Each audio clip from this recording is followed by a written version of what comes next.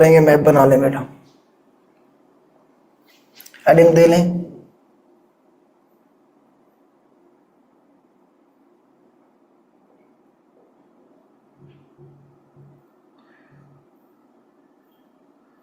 Kashmir issue बेटा हमने discuss करना है, तो पाकिस्तान का मैप बनाएं बेटा। पहले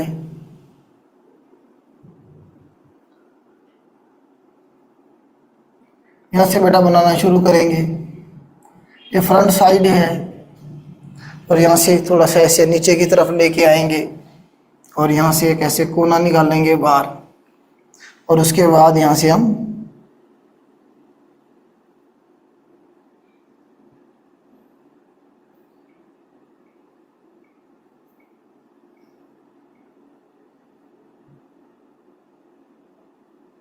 एक कोना ये बना दिया मैंने, यहाँ से निकाल दें ऐसे करके नीचे की तरफ, और उसके बाद एक यहाँ बना दें।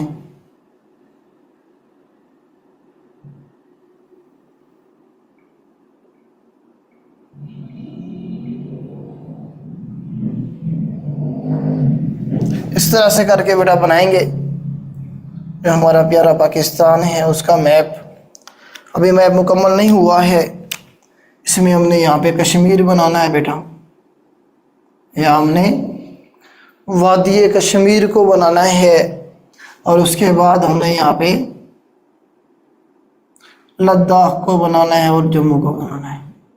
तो ये हमारे पास लद्दाख का इलाका है, ये हमारे पास जम्मू का इलाका है। लद्दाख है, जम्मू है, और ये हमारे पास वादी कश्मीर है। वादी कश्मीर है बेटा, ये हमारे पास क्या है, वादी कश्मीर है। अगर हम थोड़ा सा पाकिस्तान के भी ज़रा सूबे बना लें तो कुछ इस तरह से बनेंगे हमारे प्रोविंस। ये पंजाब है बेटा, आज का पंजाब। ये हमारे पास सिंध है, ये बलूचिस्तान है, ये हमारा KPK है, और ये हमारा GB है। ये हमारा क्या है, GB का इलाका है। मैं एक बार चेक कर लूँ क्या ये जो सारा मैप है आपको क्लियरली नज़र आ रहा है कि नहीं नज़र आ रहा है। जी बेटा बता दें मुझे, यहाँ तक मुझे बता दें बेटा।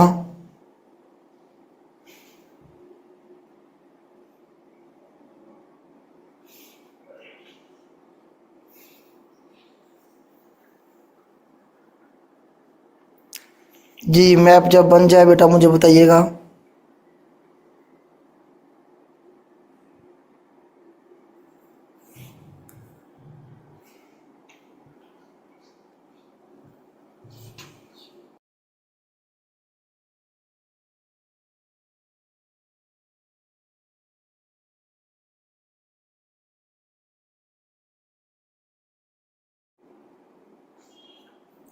चलें बेटा हम शुरू कर लेते हैं मैप, अपना जो टॉपिक है उसे।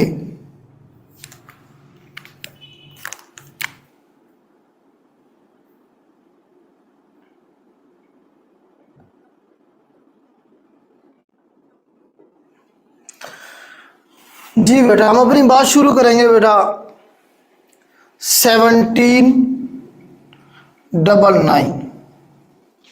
1799 से बेटा हम अपनी बात शुरू करेंगे। तो 1799 के अंदर आप एक नाम सुना होगा रंजीत सिंह का।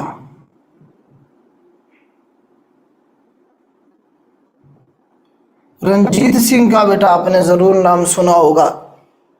तो ये बेसिकली गुजरांवाला का इलाका, यहाँ पे अगर ये हमारे पास लाहौर है फर्ज कर लेते हैं, ये अगर हमारे पास लाहौर है तो लाहौर से ऊपर आपको पता है गुजरांवाला का इलाका है। तो बेसिकली ये गुजरांवाला के किसी गांव से इनका ताल्लुक था, रंजीत सिंह साहब का। तो इन्होंने 1799 में लाहौर पे कब्जा कर लिया। कब? 1799 में इन्होंने लाहौर पे कब्जा किया। अच्छा, 1799 की अगर हम बात करें, उस वक्त हिंदुस्तान के ऊपर किसका कब्जा था? ये सारा इधर हिंदुस्तान है, इधर सारा क्या है हमारे पास? ये इंडिया है। ये हमारे पास क्या है बेटा? इंडिया है। ये दिल्ली सरकार है या मोदी सरकार कह लें। तो 1799 में ये सवाल पूछ लेता है बाज दफा, रंजीत सिंह ने लाहौर पे कब्जा किया। सिखों असल में ना ये वो दौर था जब जो मुगल अंपायर था, दिल्ली की जो हुकूमत थी वो कमज़ोर हो चुकी हुई थी, ना होने के बराबर गवर्नमेंट, उनका कोई सिस्टम ही नहीं था मुकम्मल तौर पे।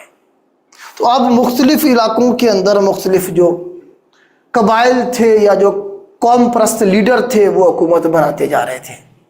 और यहाँ अंग्रेज़ों की उजारादारी थी। आपको पता है कि आखिरी जो था आपका जो टीपू सुल्तान था उसे शहीद कर दिया गया हुआ था 1799 में ही, जो लड़ रहा था अंग्रेज़ों के खिलाफ।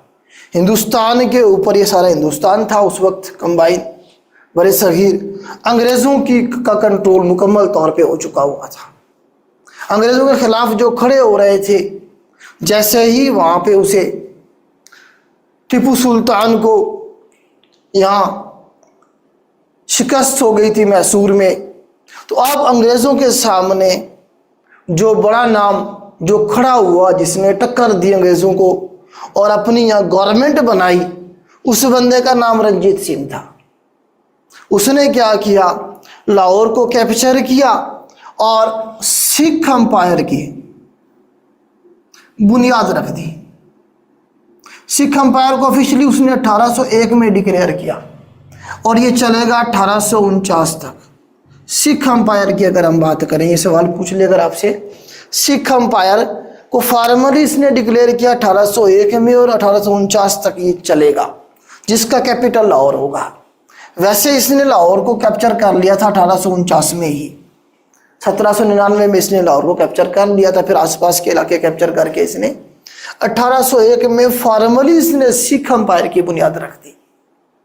अब इसका बेटा खड़क सिंह, इसके जर्नैल जोरावर सिंह, गुलाब सिंह, ये बड़े बड़े नाम थे। ठीक है, तो इसने, ये मुल्तान है आपका, ये आपका बेटा क्या है? मुल्तान है। तो मुल्तान की तरफ इसने अपने बेटे खड़क सिंह को भेजा, जिसने मुल्तान का आखिरी जो दुरानी अंपायर का गवर्नर था मुजफ्फर खान सदोजाई, जिसके नाम पे हमारा डिस्ट्रिक्ट मुजफ्फरगढ़ है,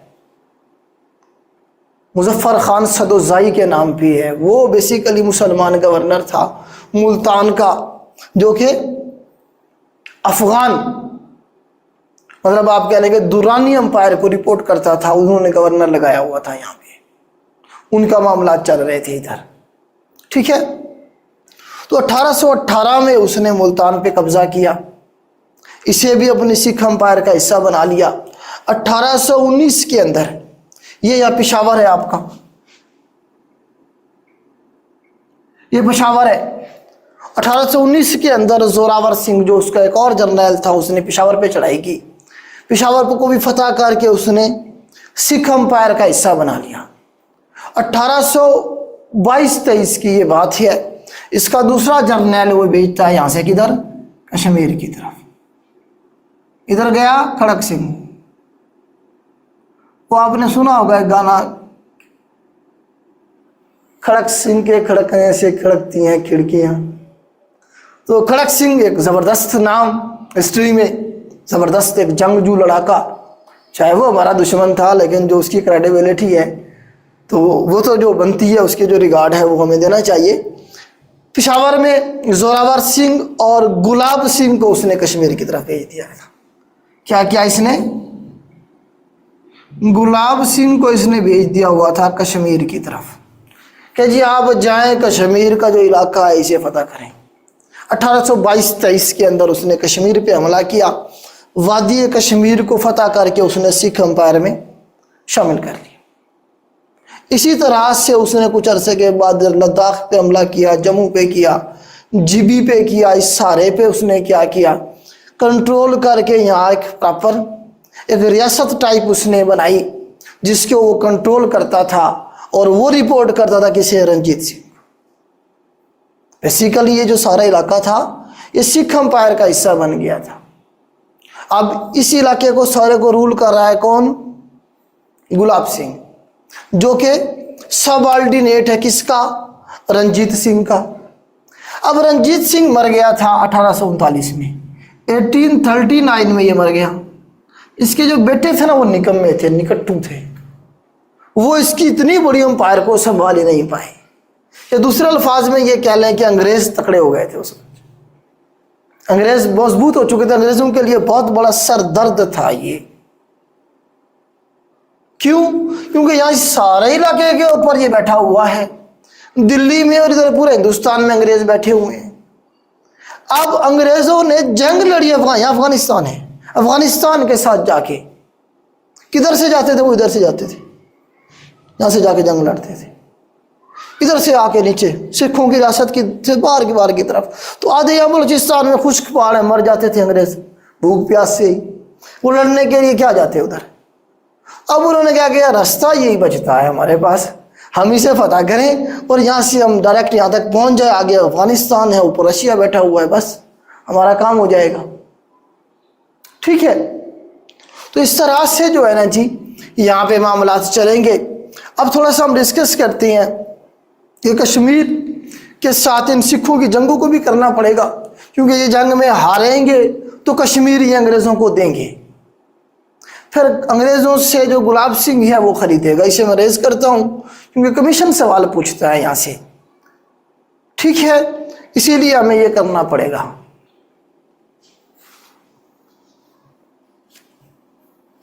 रंजीत सिंह के बाद जो इनके हुक्मरान आए उनके नाम याद रखने की जरूरत नहीं है सिवाय दुलीप सिंह के। दुलीप सिंह अंपायर का आखिरी हुक्मरान था दुलीप सिंह। ठीक है, तो फर्स्ट एंग्लो सिख वार कर लें, पहले ये पूछ लेता है फर्स्ट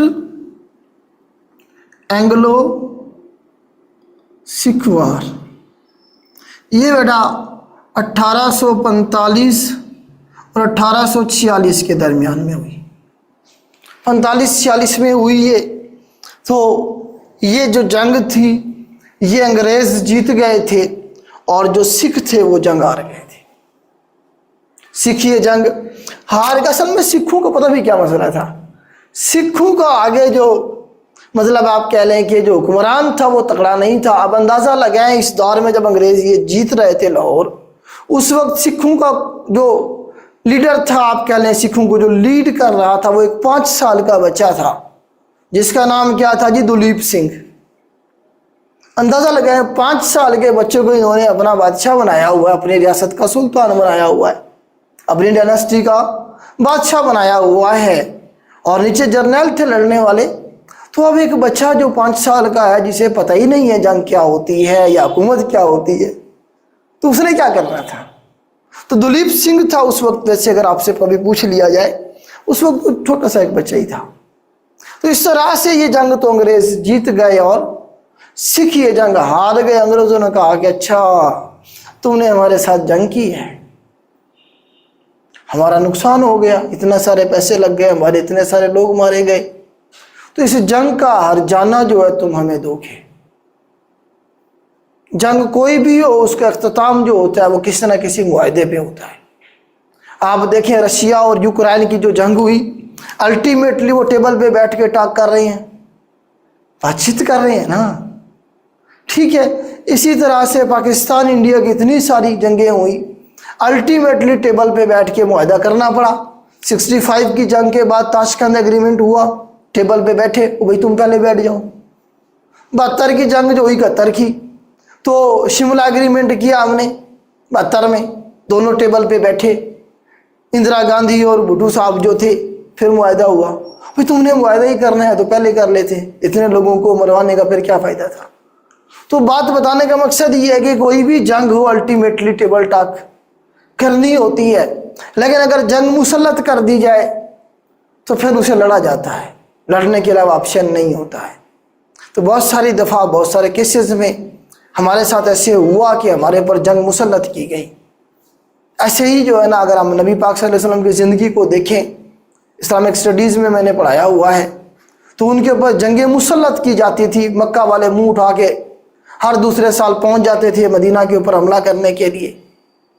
मजबूरन लड़ना पड़ता था, रास्ता कोई नहीं है, वो तुम्हें ख़त्म करने के लिए आए हैं तो तुम्हें फिर लड़ना पड़ेगा, उसके अलावा ऑप्शन कोई नहीं होता है।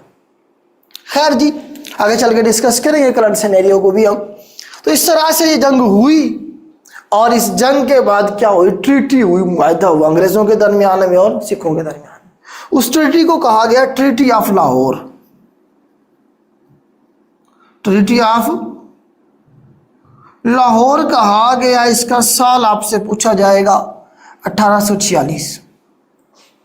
1846 के अंदर ट्रीटी ऑफ लाहौर हुआ सिखों के दरमियान में और अंग्रेज़ों के दरमियान में। अंग्रेज़ों ने कहा कि तुमने हमारा नुकसान किया तो तुम हमें 1 करोड़ रुपये जुर्माना दोगे। कितना उस दौर में?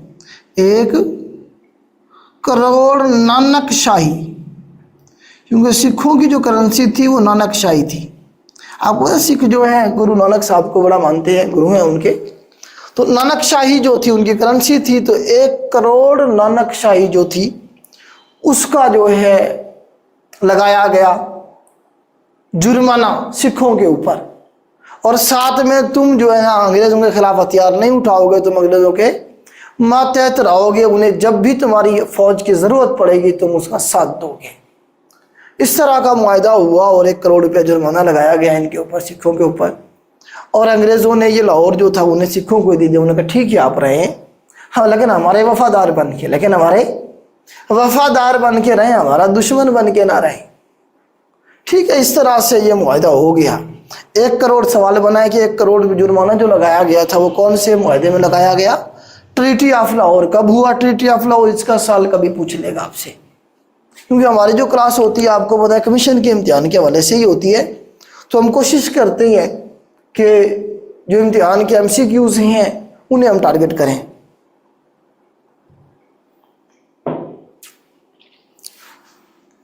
अब आगे चलते हैं जी हम। अब जो है ना जी मामला आगे चले तो हिंदुस्तान की अब सियासत भी इसमें इफ़ेक्ट कर रही होती है। हिंदुस्तान के अंदर जो मामला थे वो डिस्टर्ब हो रहे थे। डॉक्ट्राइन ऑफ लैप्स आ गया था, बहुत सारे रियासतों के ऊपर कब्जे किए जा रहे थे। तो इस तरह से जो है ना मामला ख़राब होते जा रहे थे। तो उसके बाद सेकेंड एंग्लो सिख वार होगी। लिखें ज़रा सेकेंड। अच्छा, अभी जो जुर्माना है उसका कश्मीर को भी डिस्कस करते जाते हैं, फिर हम सेकेंड एंग्लो सिख वार को डिस्कस करते हैं। तो आगे चल के अब देखें, अब जुर्माना लगा दिया गया 1 करोड़ रुपया। अब इनके पास कौन सा पैसे थे सिखों के पास? वो तो जंग में हार गए, लूट लिया पहले अंग्रेजों ने सारा। अब उनके पास से बचा ही कुछ नहीं है। 1 करोड़ रुपया किधर से देंगे वो?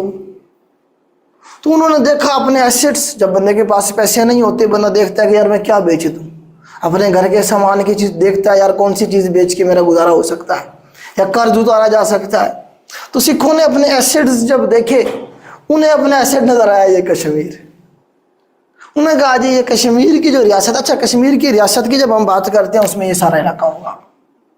कश्मीर की जब रियासत की हम बात करेंगे उसमें ये सारा इलाका होगा बेटा, जिसमें GB का इलाका भी होगा, जिसमें कश्मीर का इलाका भी होगा, जिसमें लद्दाख भी होगा और जम्मू भी होगा। जो इस वक्त रियासत 1846 में बन चुकी हुई है, जिसे गुलाब सिंह रूल कर रहा है। ये रियासत कश्मीर है आज उस दौर की। अक्सर आप लोग देखते होंगे GB को बहुत सारे बच्चे काउंट नहीं करते कश्मीर में। तो रियासत कश्मीर की जब बात की जाती है तो ये वाला एरिया आएगा सारा, GB का इलाका, कश्मीर का, लद्दाख का और जम्मू का। ठीक है, आगे चलते हैं हम। तो इसमें हम देखते हैं कि अब उन्होंने एसेट देखा कि उनके पास रियासत कश्मीर है। उन्होंने कहा कि ऐसे करते हैं, अंग्रेज़ों को हम कहते हैं कि यार पैसे तो हमारे पास नहीं है, तुम क्या करो इस रियासत को ले लो, रख लो तुम्हारे पास, जुर्माना हमारा खत्म, कम से कम हमारी ये रियासत बच जाएगी। तो इन्होंने क्या किया, सिखों ने रियासत कश्मीर दे दी किसी अंग्रेज़ों को। उन्होंने कहा जी, अंग्रेज़ों ने कहा ठीक है, एक रियासत हमें मिल रही है, कुछ ना कुछ तो आएगा वहां से। अंग्रेजों ने ले ली ये रियासत। अब इस रियासत को गवर्न कौन कर रहा था, चला कौन रहा था? गुलाब सिंह, जो कि सिख हुकूमत को ही रिपोर्ट कर रहा था, लेकिन बेसिकली मामला तो वही देख रहा था ना। उसके अंग्रेजों के साथ ताल्लुकात अच्छे थे, तो उसने वैसे भी अगर ये रियासत दे दी जाती तो वो तो बेरोजगार हो जाता। गुलाब सिंह वो किधर जाता? उसकी अच्छी खासी उसने एक सेटअप बना के उसे रूल कर रहा था, गवर्न कर रहा था। अब उससे जब लेके अंग्रेजों को दे दी जाएगी तो उसके पास क्या रहेगा? वो तो रोड पे आ जाएगा। तो उसने क्या क्या पैसे पूछे उसके पास थे, कश्मीर से उसने इकट्ठे किए हुए थे। तो वो जो ने क्या किया, उसने कहा अंग्रेजों के पास गया, अंग्रेजों को कहा जी आप मेहरबानी करें, ये रियासत मेरे पास रहने दें, सारे पहाड़ हैं, क्या करोगे आप उधर आके? कन्विंस किया उसे। अंग्रेजों ने कहा जी हमने तो 1 करोड़ के बदले लिए है, आप कह रहे हो क्या है, कुछ भी नहीं है इधर। उसने कहा ठीक है आपने ले लिए 1 करोड़ में, लेकिन मैं ये चाहता हूं कि ये जो रियासत है तो मुझे बेच दो, मुझे दे दो, मेरे हवाले कर दो। मेरा एक सेटअप है, मेरी एक हुकूमत वहाँ चल रही है, सिस्टम सारा चल रहा है, तो चलने दो, मैं तुम्हारा वफादार भी हूँ, आगे भी रहूँगा। तो तुम क्या करो, ये रियासत मुझे बेच दो। अंग्रेजों ने कहा ठीक है 1 करोड़ रुपया दे दो, जो उन्होंने देना था तुम दे दो, तुम रख लो रियासत। उसने कहा कि यार 1 करोड़ तो मेरे पास नहीं है, मेरे पास टोटल मिला के कितने हो जाएंगे? 75 लाख हो जाएंगे। कितने हो जाएंगे? 75 लाख हो जाएंगे। तो 75 लाख में आपको देता हूँ, 1 करोड़ तो नहीं है मेरे पास, तो आप ये रियासत मुझे दे दें। अंग्रेजों ने कहा चलो 1 करोड़ ना, इसे 75 लाख तो आ रहा है ना, उस दौर का 75 लाख बड़ी अमाउंट थी। अंग्रेजों ने कहा चलो भाई रियासत दे दो गुलाब सिंह को। कितने में? 75 लाख में। कहाँ हुआ ये मुआहदा? ये अमृतसर का इलाका है, अमृतसर का इलाका इंडियन पंजाब के अंदर, वहां पे मुआहदा हुआ। मुआहदे का नाम क्या होगा जी? Treaty of Amritsar. Treaty of Amritsar हुआ कब? 1846 की बात है ये 1846 की। अब ये जुर्माना वो पूछेगा लगाया कौन से मुआहदे में गया? ट्रीटी ऑफ लाहौर में। जुर्माना अदा कब किया जा रहा है? ट्रीटी ऑफ अमृतसर में अदा किया जा रहा है। और जो गुलाब सिंह था वो रियासत की कश्मीर जो है उसे खरीद रहा है। कितने में खरीदा है ये सवाल बना है, कौन से साल में खरीदा है ये भी सवाल बना है।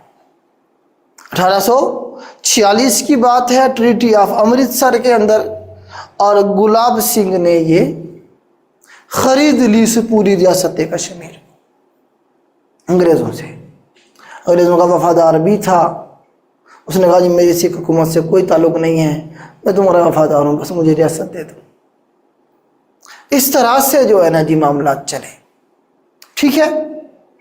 अब इसने जब ये रियासत कश्मीर ले ली तो उसने अपनी हुकूमत डायनेस्टी शुरू कर दी, और डायनेस्टी का नाम क्या था? डोगरा राज। डोगरा राज शुरू हो गया, जो कि 1846 से शुरू होके 1947 तक चलेगा। डोगरा राज जो था वो 1846 से शुरू होकर 1947 तक चलेगा, ठीक है। गुलाब सिंह मर जाएगा, इसका बेटा, फिर उसका बेटा, फिर उसका बेटा, इस तरह से इस रियासत कश्मीर को ये गवर्न करते रहेंगे, चलाते रहेंगे इसे। ओके हो गया यहाँ तक, इसे मैं रेज करता हूँ, आगे चलते हैं। अब चलें, सिख को हमने शुरू किया था तो सिखों की दूसरी जंग भी देख लेते हैं, सेकेंड एंग्लो सिख वार को भी थोड़ा सा हम देख लेते हैं।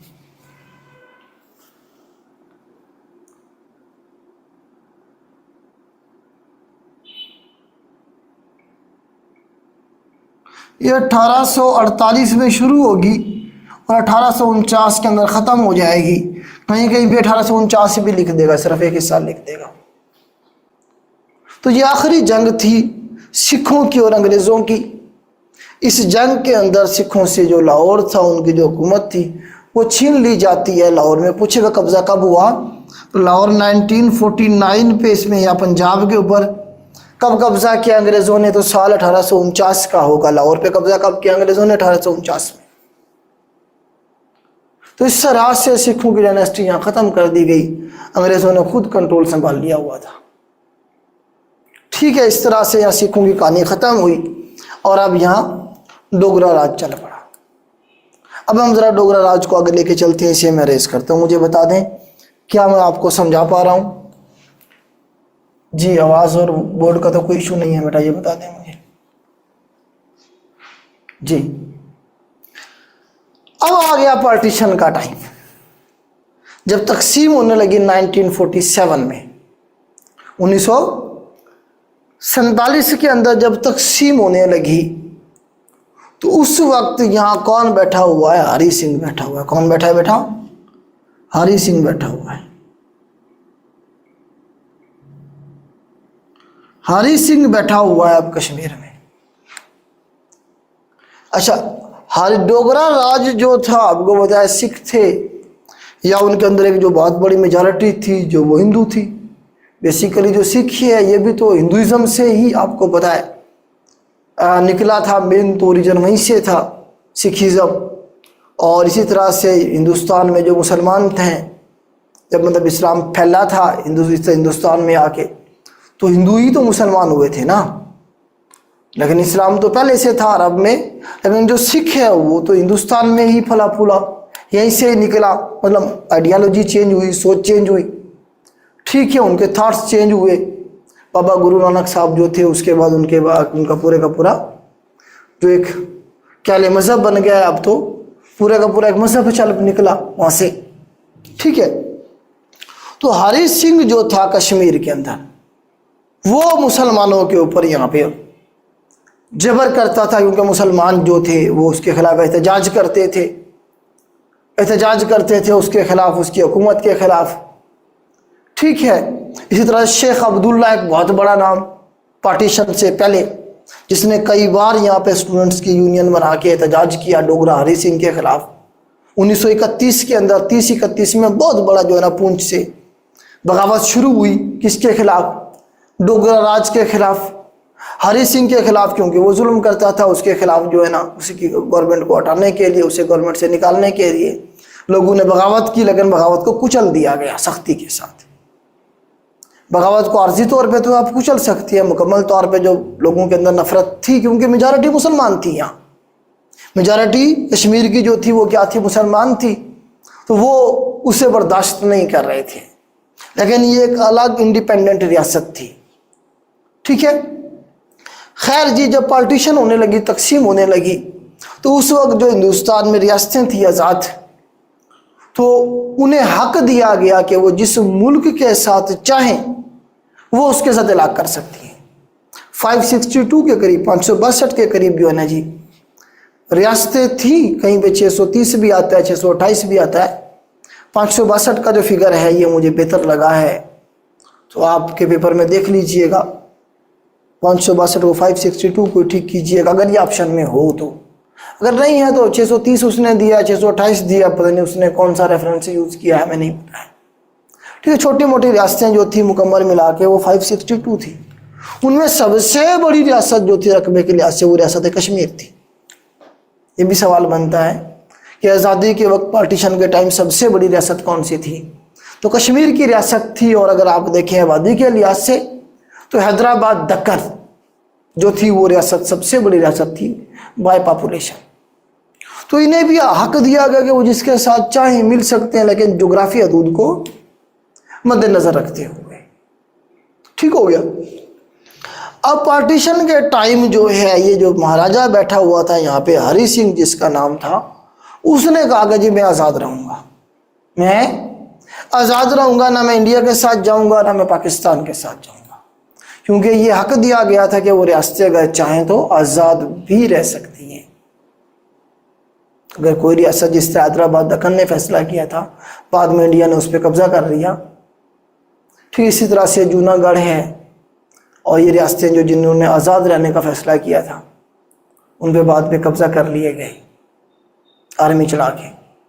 खैर जी, अब इसने फैसला किया कि जी मैं किसी के साथ नहीं जा रहा हूँ। क्यों नहीं जा रहा था? वो डर क्या था उसे? उसका वैसे झुकाव था इंडिया की तरफ जाने का। वो चाह रहा था कि मैं इंडिया के साथ चला जाऊं, लेकिन ऑलरेडी मुसलमान बगावत कर चुके हुए थे, तो उसे शक था कि बगावत हो जाएगी और मेरी जो हुकूमत है वो भी चली जाएगी, ठीक है, मेजॉरिटी मुसलमानों की थी। तो इस तरह से उसने कहा जी मैं आज़ाद रहूँगा। हालांकि तहरीकें चली पाकिस्तान के साथ इलाक़ करने के लिए, बहुत सारी लोगों की तरफ से चलाई गई। जिस तरह मैंने आपको बताया कि शुरू में स्टूडेंट्स ने यूनियन बनाई और चलाना शुरू किया। शेख अब्दुल्ला नामी बंदा था जिसने लीड किया, मतलब है कि 1846 की जो बगावत थी, जो एहतजाज था, जो उसके खिलाफ गवर्नमेंट, तो उस वक्त तो पाकिस्तान बना भी नहीं था, तब की बात है। खैर जी, इस तरह से जो है ना जी इनकी आज़ादी की मूवमेंट चलती रही। बाद में फिर पाकिस्तान से इलाक़ के लिए तहरीकें भी चलती रही, लेकिन राजा पाकिस्तान के साथ इलाक़ नहीं कर रहा था। पार्टीशन हो गई यहाँ सारी। क्या हो गई बेटा, हिंदुस्तान पाकिस्तान 2 मुल्क बना दिए गए। तो इस तरह से जो रियासत थी ये आज़ाद रह गई। अब गांधी साहब ने भी इधर चक्कर लगाए, विजिट किए, नेहरू ने भी किए। वो कन्विंस कर रहे हैं कि नहीं जी आप आ जाएं, शामिल हो जाएं इंडिया के साथ। अगर बगावत हुई तो हम आपको सपोर्ट करेंगे, हम आपको कंट्रोल करेंगे, हम आपको पूरा बैकअप देंगे। पाकिस्तान तो अभी बन रहा है, पाकिस्तान की तो अभी फ़ौज भी नहीं है, पाकिस्तान के तो जो है ना जी फिनांशियली मामलात हैं, कोई ऑर्गेनाइज सिस्टम नहीं है पाकिस्तान में। अभी तो स्ट्रक्चर बनाएंगे वो। इंडिया को तो बनाया अंग्रेज़ों का स्ट्रक्चर मिल गया था सारे का सारा, दिल्ली में बैठ के वो रूल करते थे, मामला सारे उनके कंट्रोल में थे। आर्मी भी मेजॉरिटी वहीं रह गई थी, वेपन्स उनके पास थे सारा कुछ। तो हमारे पास जो फौजी आए थे उनसे तो वेपन भी ले लिए गए थे वहीं, नियत थे जो पाकिस्तान की आर्मी में शामिल होना चाहते थे, इस तरह से आए थे। खैर जी, मामला जो भी अगर चले तो उसने कहा जी मैं इलाक़ नहीं करता, डर था उसे अवाम का। अब अवाम ने जब देखा जी चक्कर लग रहे हैं उसके नेहरू के भी और गांधी के भी, और जो है ना जी वो आप भी जो है गैर मुस्लिम है, मुसलमान नहीं है, तो वो उनके साथ इलाक़ करना चाहता है। तो अवाम ने यहाँ पूंछ ज़िला है आज भी पाकिस्तान की तरफ, वहाँ से बगावत शुरू कर दी अपने राजा के ख़िलाफ़। इधर से गिलगित बल्तिस्तान वाले लोग उन्होंने बगावत कर दी अपने राजा के ख़िलाफ़। इनका GB के या कश्मीर के जो मुसलमान थे, इनका प्लान ये था कि हम क्या करेंगे जी, राजा को गिरफ़्तार कर लेंगे और उसके बाद फिर हम जो है सारा जो कश्मीर है इसका इलाक़ पाकिस्तान के साथ कर देंगे। प्लान ये था।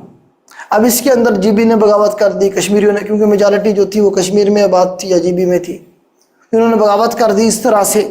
अब राजा ने जब देखा कि भाई ये तो बागी हो गए हैं, मुझे किसी वक्त भी पकड़ लेंगे और मेरे साथ पता नहीं क्या करेंगे, क्योंकि उसने जो जुल्म किया था मुसलमानों को, जो मारा था 1930-31 में या 1945-46 में, तो उसे डर था। तो उसने क्या किया, यहाँ से वो 24 अक्टूबर का लिखें पहले, 24 अक्टूबर 1947 को इन्होंने कश्मीरियों ने एक आज़ाद रियासत की बुनियाद रखी, आज़ाद कश्मीर जिन्हें इन्होंने नाम दिया। और वहाँ उन्होंने अपनी जो थी एक फॉर्मली सी एक गवर्नमेंट का अनाउंस कर दिया। उन्होंने कहा जी महाराजा का कोई ताल्लुक़ नहीं रियासत के साथ, और जो हमारी रियासत है उसका नाम है आज़ाद कश्मीर। और 24 अक्टूबर से ऑनवर्ड आपको बताएंगे, आज भी जो आज़ाद कश्मीर है उसका प्राइम मिनिस्टर है, और उसका जो अनवर उल हक साहब, जो चौधरी अनवर उल हक साहब हैं, वो प्राइम मिनिस्टर हैं। उनका अपना प्रेसिडेंट होता है, उनकी अपनी असम्बली है, उनका अपना बजट है, सारा कुछ उनका है। कुछ चीज़ों का इलाक़ है उनका पाकिस्तान के साथ, जैसा कि करेंसी के हवाले से, जैसा कि डिफेंस के हवाले से, जैसा कि फॉरेन अफेयर के हवाले से। ठीक है, इस तरह से जो है ना जी यहाँ क्या होगा जी, उन्होंने ऐलान कर दिया। अब जो महाराजा था उसके पास ऑप्शन बचा नहीं था, या तो वो सरेंडर कर देता और उसके टुकड़े टुकड़े कर देने थे बागियों ने या मुसलमानों ने, जो मुजाहिदीन थे, जो लड़ रहे थे अपने मुल्क को आज़ाद कराने के लिए एक जालिम बादशाह से। तो इस तरह से एक ऑप्शन तो उसके पास ये था। दूसरा ऑप्शन ये था कि वो यहाँ से भाग जाए इंडिया, क्योंकि इंडिया जो था उसे बैक कर रहा था, पहले ही उसे कह रहा था जी आप इलाक़ करें, हम देख लेंगे पाकिस्तान को, इस तरह से। तो वो उसने क्या किया, यहाँ से अपना सर बचाया और यहाँ से निकल गया किधर, दिल्ली पहुँच गया नेहरू के पास, और नेहरू को कहा जी फ़ौज भेजें, पाकिस्तान ने हमला कर दिया है कश्मीर के ऊपर, आप क्या करें, फ़ौज भेजें। इंडिया ने कहा कि भाई कैसे भेज दें हम फ़ौज, भाई तुम हमारा हिस्सा हो, तुम्हारा कोई इलाक़ है, ऐसे किसी और की रियासत में, मुल्क में हम कैसे ऑफिशियली हम भेज नहीं सकते हैं। नेहरू बड़ा सियाना बंदा था, उसने क्या किया, उसने कहा कि जी एक रास्ता है, हम आपको बचा सकते हैं। और रास्ता ये है कि आप कश्मीर की जो रियासत है उसका इलाक कर दें इंडिया के साथ। फिर हम चलो कहेंगे हाँ चलें जी, हमारे साथ इलाक हो गया तो हम इसलिए हमने फौज भेज दी है। तो राजा के जो हरि सिंह था उसके पास रास्ता कोई नहीं था, उसने क्या किया, उसने कहा ले आओ ले आओ ले आओ, मैं साइन करता हूँ, मरता क्या ना करता, ऑप्शन ही कोई नहीं था उसके पास। जल्दी जल्दी उसने साइन किए। अब वो जो ऑफिशियली जो था उसका इलाक हो गया इंडिया के साथ। इंडिया ने आर्मी भेजी। इलाक किस डेट को हुआ, ये डेट याद रखनी आपने, 26 अक्टूबर 1947। 26 अक्टूबर 1947 को इलाक हुआ। 27 को इंडिया ने आर्मी भेज दी। कश्मीर के अंदर आर्मी चढ़ा दी। इसीलिए कश्मीरी आज भी क्या करते हैं, ब्लैक डे मनाते हैं कि इलीगली इंडिया ने क्या किया है जी, कश्मीर के ऊपर आर्मी भेज के अटैक कर दिया है। 27 अक्टूबर हर साल जो है कश्मीर डे के तौर पे मनाया जाता है, ये भी सवाल बनता है। तो इस तरह से इंडिया ने जब आर्मी भेज दी तो पाकिस्तान की जो गवर्नमेंट थी वो भी स्टेबल हो रही थी, हमारे पास रिसोर्सेज भी नहीं थे, जितने थे उन्हें हमने यूटिलाइज किया। अच्छा, डगलस ग्रेसी जो था, डगलस ग्रेसी के बारे में पिछले दिनों सवाल भी बना है, तो उसे जो है ना जी जिना साहब ने कहा कि वो भी आर्मी भेजी है, भाई इंडिया ने आर्मी भेज दी है तो जाओ डिफेंड करो जाके कश्मीर को। आर्मी को कहा कि वो भी अपनी आर्मी भेजे उधर। डगलस ग्रेसी जो था उसने जिना साहब का जो कहना था वो मानने से इनकार कर दिया। उसने कहा नहीं मैं नहीं भेजता, उल्टा मतलब तकरार की जिना साहब के साथ, जी आप भी मलका को जवाब दे हैं, मैं भी मलका को जवाब दूँ, मैं आपको जवाब दे ही नहीं। क्योंकि उस वक्त पाकिस्तान एक मतलब डोमिनियन स्टेटस था हमारा, आज़ाद हम हो गए थे किसी हद तक। 1956 तक हमारा जो हेड ऑफ द स्टेट था वो मलका बरतानिया ही थी। 56 में जब हमारे पास कॉन्स्टिट्यूशन आया तब जाके हम रिपब्लिक बने। डगलस ग्रेसी अंग्रेज था, समझ आ गई ये बात आपको। पहला हमारा गवर्नर जनरल फ्रैंक मैसर भी था ना, दूसरा डगलस ग्रेसी था। इस तरह से जो है ना जी जिना साहब का हुक्म नहीं माना गया। जिना साहब ने जब देखा भाई नहीं ये आर्मी जा रही है यहाँ से, तो उसने क्या किया, जिहाद का ऐलान कर दिया।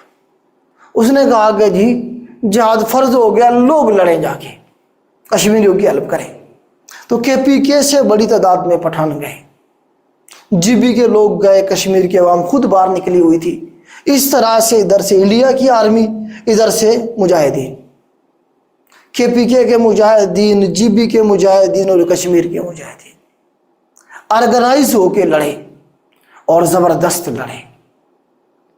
और यहाँ से जितना कब्जा हो गया था इंडिया की हुकूमत का, इंडिया की आर्मी ने कर लिया हुआ था, उन्होंने उस आर्मी को पीछे धकेलना शुरू किया। और जो आज का कश्मीर है आपका ये वाला, यहाँ तक जो एरिया था सारे का सारा ये वाला, यहाँ तक इस आर्मी को, इंडियन आर्मी को पीछे धकेल दिया। अब यहाँ तक पीछे धकेल दिया। जब इंडिया ने देखा भैया मुजाहिदीन ऑर्गेनाइज हो गए हैं और कहीं ना कहीं से कुछ ना कुछ हेल्प भी आना शुरू हो गई है पाकिस्तान की तरफ से, और हमारी आर्मी को पीछे धकेलते हुए आ रहे हैं, तो अगले 2-4 दिनों में या 2-4 महीनों में तो पूरा कश्मीर आज़ाद करवा लेंगे। तगड़े थे मुजाहिदीन। तो फौरन इंडिया भागा UNO में। कब? 1 जनवरी 1948 की ये बात है। ये सवाल बनेगा कि इंडिया कब जो था इस इशू को UNO में लेके गया। 1 जनवरी 1948 की बात है ये। तो इंडिया इस इशू को उठा के ले गया UNO में। देखें जी हमारा रियासत थी, ये हमारे साथ इलाक है। पाकिस्तान जो है ना जी उसने क्या कर दिया, हमला कर दिया। पाकिस्तान ने कहा कि भाई हम हमला क्यों ना करें, वो कश्मीर जो है वो कश्मीरी हमारे साथ इलाक करना चाहते हैं, वो कश्मीरी खुद लड़ रहे हैं, तो हम तो सपोर्ट करेंगे उन्हें। उनकी आज़ादी की जंग है। जब पाकिस्तान नहीं था तब भी वो लड़ रहे थे अपनी आज़ादी के लिए। डोगरा के खिलाफ 1930-31 में उन्होंने जिहाद किया, जंग लड़ी पूरी। उसके बाद उनकी मूवमेंट चलती रही। जब तो पाकिस्तान था ही नहीं ना, ये कश्मीरी चाहते ही नहीं है। कश्मीरी अवाम है, कोई गाय भैंसे थोड़ी हैं कि जैसे चाहे आप हक लेंगे उन्हें। वो आज़ादी चाहते हैं, तो हम जो है ना जी उन्हें सपोर्ट करेंगे जितना हमसे हो सकती है। यूएनओ की रेजोल्यूशन पास हुई 2, 3, 4। एट द एंड यूएनओ ने ये कहा कि जी पाकिस्तान अपनी यहाँ से आर्मी निकाले, इंडिया भी अपनी आर्मी निकाले, हम यहाँ पे जो है ना जी क्या करेंगे, रिफरेंडम करवाएंगे। पाकिस्तान ने कहा करवा लो रिफरेंडम। पाकिस्तान तो चाहते, क्योंकि हमें पता है कि यहाँ क्या है, मुस्लिम आबादी ज्यादा है, तो इसीलिए जो है ना जी रिफरेंडम करवाओ। पाकिस्तान ने भी कहा, जिन्ना साहब ने भी कहा, लेकिन पाकिस्तान आर्मी क्यों निकालेगा भाई? पहले इंडिया आर्मी निकाले, फिर पाकिस्तान भी निकाल लेगा। यूएनओ की तरफ से टीमें आए, वो आके रिफरेंडम करवाए। इंडिया ने जो है ना जी ले दे से काम लिया, उन्होंने कहा जी हम नहीं निकालते, हम थोड़ी सी फोर्स रखेंगे जी, हमें डर है पाकिस्तान इस पे कब्जा ना कर ले। इस तरह से जो है ना जी मतलब रेजोल्यूशन जो थी यूएनओ की, उसे खुद इंडिया ने ही इनकारी हो गया। इस तरह से जो है ना जी ये मामला चले, और ये जो इलाका है सारे का सारा जीबी ये पाकिस्तान के पास है, और ये है जी पाकिस्तानी कश्मीर, जिसे हम आज़ाद कश्मीर कहते हैं, और ये इंडियन ऑक्युपाइड कश्मीर है जो इंडिया के पास है। जम्मू एंड कश्मीर जिसे कहते, जम्मू का भी इलाका भी और लद्दाख का इलाका भी। लद्दाख का कुछ इलाका अक्साई चीन का, चाइना के पास भी है। इस तरह से जो है ना जी जंग चलती रही। जिन्ना साहब को पता था कि जी ये जो इशू है कश्मीर का, ये जंग से ही हल हो सकता है और हमें अभी करना चाहिए। लेकिन जिन्ना साहब की जो ज़िंदगी थी आपको पता ही है कितनी थी। वो बीमार हो गए थे आखिरी दिनों में, और जो है ना और वो बहुत ज़्यादा कोई काम भी नहीं कर पाए। लेकिन उन्होंने अपनी ज़िंदगी में सीज फायर नहीं किया। उन्होंने कहा जी लड़ेंगे, या तो लेंगे या फिर मरेंगे। क्यों? जिन्ना साहब समझते थे कश्मीर की इंपॉर्टेंस को। दरिया जो हमारे यहाँ से आ रहे हैं, जो पानी आ रहा है, उनकी इंपॉर्टेंस को समझते थे। जिन्ना साहब चले गए 11 सितंबर 1948 को। उसके बाद लियाकत अली खान साहब जब प्राइम मिनिस्टर बने, प्राइम मिनिस्टर तो पहले से ही वो थे, लेकिन जिन्ना साहब चले गए हुए थे, तो उसके बाद पाकिस्तान के ऊपर बहुत ज़्यादा दबाव आया अमेरिका की तरफ से, रशिया की तरफ से, फ्रांस की तरफ से, कि जी आप जंग बंदी करें। जंग बंदी का प्रेशर था बस, कि आप क्या करें जी, जंग बंदी करें, यूएनओ की तरफ से भी। तो तब जाके 1 जनवरी 1949 को सीज फायर हो गया। इस बॉर्डर के ऊपर सीज फायर हो गया। क्या हो गया? सीज फायर हो गया। आगे चल के फिर इसे जुलाई 1949 में ही इसे cease fire line proper declare कर दिया गया। सीज फायर लाइन कब डिक्लेयर किया गया? जुलाई 1949 में। कराची एग्रीमेंट, ये भी सवाल बना है पेपर में, कौन से एग्रीमेंट में? कराची एग्रीमेंट हुआ, और उसमें प्रॉपर इस लाइन को क्या डिक्लेयर किया गया? सीज फायर लाइन डिक्लेयर किया गया। क्या डिक्लेयर किया गया? सीज फायर लाइन डिक्लेयर कर दिया गया। उधर इंडिया जाओ, जो जहां पे है वहीं पे सीज फायर हो जाए, और सीज फायर लाइन उसे डिक्लेयर कर दिया। इस तरह से इस वक्त कश्मीर की से मैरिज करता हूँ। कश्मीर की जो परसेंटेज है उसके हवाले से भी सवाल बनता है कि कितने परसेंट जो है वो इंडिया के पास है, कितने परसेंट पाकिस्तान के पास है, कितने परसेंट चाइना के पास है। तो जो पाकिस्तान है बेटा, उसके पास तकरीबन बनेगी, देखिए चाइना के पास तकरीबन 15% है कश्मीर का हिस्सा। और कौन सा? अक्साई चीन का। अक्साई चीन का जो इलाका है ये यहाँ पे बनेगा। अक्साई चीन का इलाका यहाँ पे बनेगा। कश्मीर का जो 15% एरिया है वो कश्मीर चाइना के पास है। चाइना भी क्लेम करता है जी हमारा है, ऊपर चाइना ना सारा। पाकिस्तान के पास तकरीबन बनेगा, आप देखें कि 30%, 30% जो है ये पाकिस्तान के पास है, और इंडिया के पास 55%। ये परसेंटेज वाला सवाल बना है बेटा। इंडिया के पास तकरीबन कोई 55% के करीब कश्मीर का हिस्सा है, रियासत कश्मीर जो थी। पाकिस्तान के पास तकरीबन कोई 30% के करीब है, और चाइना के पास तकरीबन कोई 15% के करीब है, अक्साई चीन का इलाका। इस तरह से ये सारा एरिया जो चाहे रियासत कश्मीर थी वो टुकड़ों में बट गई और इस तरह से 3 मुल्कों ने क्या कर लिया, उस पर कंट्रोल कर लिया। अब हमारी पहली पहली जो जंग थी वो कश्मीर इशू पे ही हुई। ठीक है, जंग 48 में ही हमारी जंग शुरू हो गई ना इंडिया के साथ, कश्मीर को लेके। इंडिया ने फिर आगे चल के हमारा पानी बंद करना शुरू कर दिया था। फिर आगे चल के हमारा क्या हुआ, सिंध ताश मुआहदा हुआ। इसे मैं रेस करता हूँ, थोड़ा सा मैं आपको सिंध ताश मुआहदे के बारे में भी बता देता हूँ, क्योंकि हम ये सारा इशू डिस्कस करना चाह रहे हैं। पिछले दिनों सिंध ताश एग्रीमेंट की भी बात हुई, जिसे सस्पेंड किया गया इंडिया की तरफ से, तो वहाँ से भी आपके सवाल बनेंगे। Indus water treaty, Indus water treaty जो हुई 1960 के अंदर हुई बेटा, ये पाकिस्तान और इंडिया के दरमियान में, पाकिस्तान वर्सेस इंडिया। पाकिस्तान की तरफ से अयूब खान बैठा हुआ था और इंडिया की तरफ से उस वक्त हेड ऑफ द स्टेट को देखें तो नेहरू साहब थे जी, नेहरू और Ayub Khan head of the state कह लें आप उस वक्त के जो थे। तो क्योंकि पानी रोक लिया गया था तो इंटरनेशनल जो जंग का माहौल हो चुका हुआ था, तो इंटरनेशनल जो आपकी दुनिया है, कम्युनिटी जो है, उसने इंगेज किया और वर्ल्ड बैंक ने कहा जी मैं आपका मसला हल करवाता हूँ। वर्ल्ड बैंक ने कहा कि इंडिया और पाकिस्तान का जो मसला है मैं इसे हल करवाता हूँ। दोनों को बिठाया टेबल पे और जो 6 दरिया थे मेन ऊपर से यहाँ से हमारे पास आ रहा था दरिया सिंध ऐसे, उसके नीचे यहाँ से आ रहा है जम्मू से दरियाए झेलम, इधर से इंडियन कश्मीर से जम्मू से यहाँ से आ रहा है चनाब। ठीक है, इस तरह से चनाब आ रहा है। यहाँ से नीचे से आ रहा है रावी, रावी के नीचे से आता था ब्यास, ब्यास के नीचे आता सतलुज, इस तरह से। ठीक है, इस तरह से 6 दरिया थे। दोबारा से देखें जरा तरतीब, नीचे वाला हमारे पास सतलुज है, ये हमारे पास ब्यास था, ये हमारे पास रावी है, ये हमारे पास चनाब है, ये झेलम है और ये हमारे पास सिंध है, दरिया सिंध। नीचे से अगर देखेंगे तो सतलुज, ब्यास और रावी, ऊपर चनाब, झेलम और सिंध।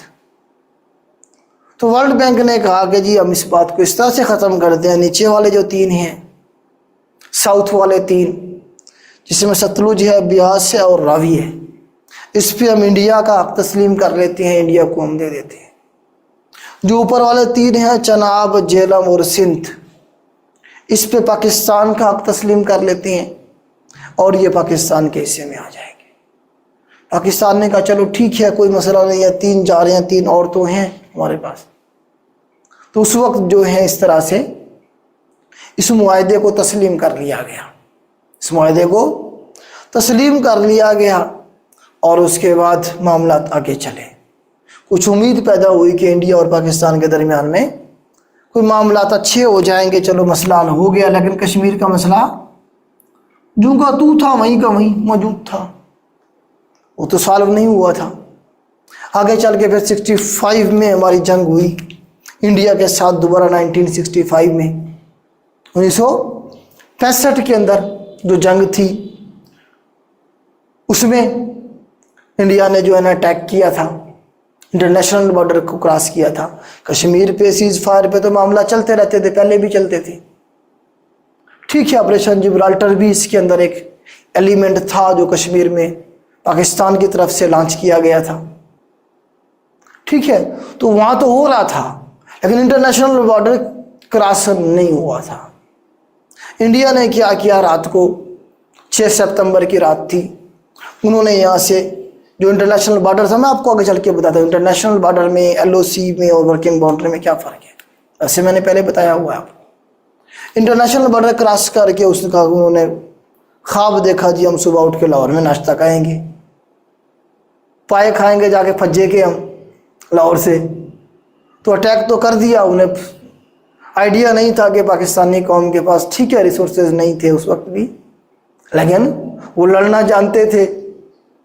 तो ज़बरदस्त डिफेंड किया गया और इंडिया को मुंह की खानी पड़ी। और इंडिया जो है ना फिर नाश्ता तो क्या लंच भी भूल गया था।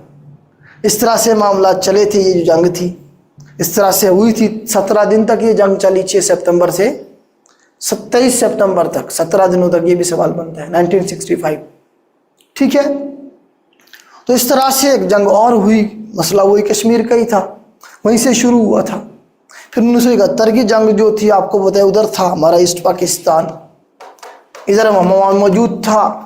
तो वहाँ पे भी इंडिया ने जो है ना मक्ती बानी के साथ मिलके वो जो पूरा प्लान किया, जो ईस्टर्न पाकिस्तान था हमारा वो जो अलग हुआ हमसे 71 की जो जंग थी। तो वेस्टर्न फ्रंट पे तो हम यहाँ लड़ते रहे, डिफेंड किया हमने, लेकिन ईस्टर्न फ्रंट पे हमारी आर्मी थोड़ी थी, यहाँ से उनकी तो कोई सपोर्ट जा नहीं सकी। इंडिया ने जो है ना जो उधर अटैक कर दिया हुआ था। इसी तरह से बंगाली खुद भी मुखालिफ हो चुके हुए थे हमारी पॉलिसियों की वजह से। इस तरह से वहाँ ईस्ट पाकिस्तान में हमें किस्म की जंग हार गए हुए थे। ठीक है, तो ये मामला चला था 71 की जंग में। फिर कारगिल का मरका हुआ यहाँ पे 1999 के अंदर कारगिल का जो इवेंट हुआ। कारगिल से मुशर्रफ साहब ने आर्मी घुसा दी थी और बहुत सारा जो एरिया था उस पर कब्जा कर लिया था, सप्लाई लाइन भी काट दी गई थी। ये यहाँ इंडियन ऑक्युपाइड कश्मीर की बात हो रही है। ठीक है, लेकिन फिर पॉलिटिकली जब प्रेशर आया अमेरिका की तरफ से, तो प्राइम मिनिस्टर नवाज शरीफ साहब थे उस वक्त, वो उसे बेयर नहीं कर पाए, बर्दाश्त नहीं कर पाए और उन्होंने फिर दड़ी कर दी। ठीक है, तो फिर हमारे आर्मी को कहा गया जी आप वापस आ जाएं। तो वो बेहतरीन मौका था कश्मीर लेने का। बहुत सारा एरिया जो था हमने जो है वहाँ से सप्लाई लाइन भी काट दी हुई थी, बहुत सारा एरिया जो था कट गया था उनकी कम्युनिकेशन। और मुशर्रफ साहब, आपने उनके इंटरव्यू सुने ही है, वो कहा करते थे कि जी कश्मीर की सरजमीन पे मैं 2 घंटे मौजूद रहा हूँ, 1 घंटा उधर में मौजूद रहा हूँ, अक्सर वो इंटरव्यू में आगे कह रहे होते हैं। तो वो खुद भी उन्होंने जाके लैंड किया था इधर इंडियन ऑक्युपाइड कश्मीर में अपने जवानों को साथ जाके वहाँ। लेकिन जब उन्हें वापसी का कहा गया, जवानों को वापस हटने का कहा गया, तो उस वक्त हमारा नुकसान अच्छा खासा हुआ था, क्योंकि जब आप वापस हट रहे होते हैं तो उस वक्त फिर जो दुश्मन होता है उसने भी तो अटैक करना होता है ना। जब आप उन्हें मार रहे थे तब तो ठीक थे, वो छुपे हुए थे। जब आप वापस हट रहे हैं तो फिर उन्होंने रिएक्शन तो देना है। तब हमारे बहुत सारे जो जवान थे वो शहीद हुए थे। तो वो एक ऑपरेशन जो था उसका खातिर का फ़ायदा नहीं हुआ था, नाकामी कह लें आप उसे। सिर्फ पॉलिटिकली जो प्रेशर था वो हमारी जो पॉलिटिकल गवर्नमेंट थी वो बेयर नहीं कर पाई। अगर वो बेयर कर जाती, थोड़ा सा सस्टेन करते, तो काफ़ी सारा एरिया हमने आज़ाद करवा लिया था। खैर जी, आगे चलते हैं। अब क्या हुआ है, अब थोड़ा सा हम देख लेते हैं। कश्मीर के अंदर कश्मीरी जो है अपनी आज़ादी की जो जंग है वो लड़ रहे हैं। हम पाकिस्तान उन्हें मॉरली सपोर्ट कर रहा है, मॉरली हम उन्हें सपोर्ट करें। वैसे तो अब यहाँ पे सारा इंडिया ने तकरीबन कोई 10 लाख के करीब आर्मी तो रखी हुई है। हर एक बंदे के ऊपर जो है ना चेक है, और हर एक बंदे के ऊपर ये नज़र है, अगर वो कोई उन इंडिया गवर्नमेंट के खिलाफ कोई एक पोस्ट भी लगाई जाती है ना, उसे उठा के ले जाती है। या बागी हैं, मार देते हैं, और क्या करते हैं। आप बागी हैं, आप इंडिया जो गवर्नमेंट है उसके इंटरेस्ट के खिलाफ हैं। इस तरह से 70,000 कश्मीरी अभी तक, इंडियन ऑक्युपाइड कश्मीर का बता रहा हूँ मैं आपको, 1980 से लेके अब तक तकरीबन 70,000 कश्मीरी शहीद हो चुका हुआ है। इतना 70,000 जूनी रिंग थी कान पे। ठीक है, वो लड़ रहे हैं अपनी आज़ादी की जो जंग है। हुर्रियत रहनुमा जो हैं, अभी यासीन मलिक को इन्होंने फांसी पे लटकाया पिछले दिनों। पॉलिटिकल लीडर था उनका, सिर्फ वो क्या कहता था, इंडिया के खिलाफ था। इसी तरह से बाकी लीडरान को भी कैद किया हुआ है, और जो है ना उनके मामला चल रहे हैं। गवर्नमेंट पपेट किस्म की गवर्नमेंट बिठाई हुई है वहाँ पे। अब इन्होंने 2019 में क्या किया, इसे मैं रेस करता हूँ। इंडिया ने क्या किया 2019 में, 5 अगस्त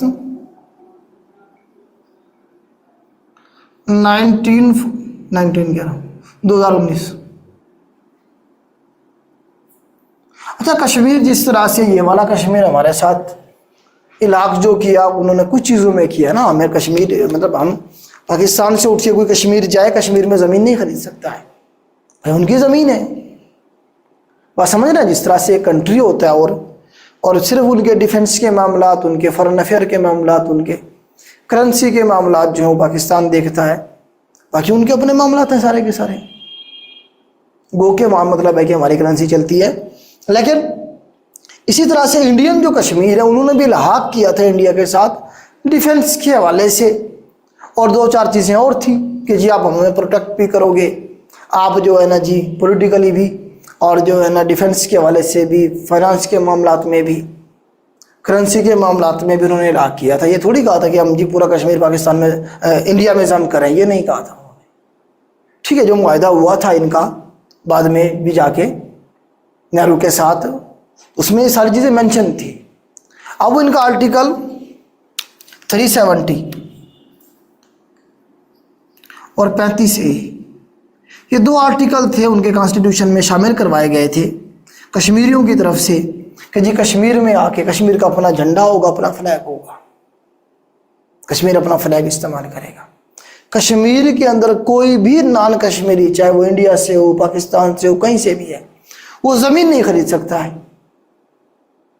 वो ज़मीन खरीद के वहाँ की जो बाशिंदा नहीं हो सकता है, वहाँ कश्मीर की नेशनलिटी नहीं मिल सकती है। तो ये दो मतलब है कि चीज़ें मौजूद थी आर्टिकल के अंदर।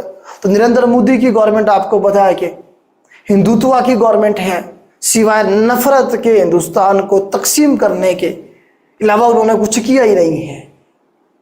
वो जो देखो जी मुसलमान ने गाय ज़बह कर दी है, गोश्त खा रहे हैं, ठीक है, इस तरह से जो है ना जो उन्होंने नफरत फैलाई है। कभी राम मंदिर, आपको पता ही है अयोध्या के अंदर इन्होंने क्या किया है, जो बाबरी मस्जिद थी उसे पहले आरएसएस के गुंडों ने 1992 पे हमला करके अटैक करके उसे शहीद किया था।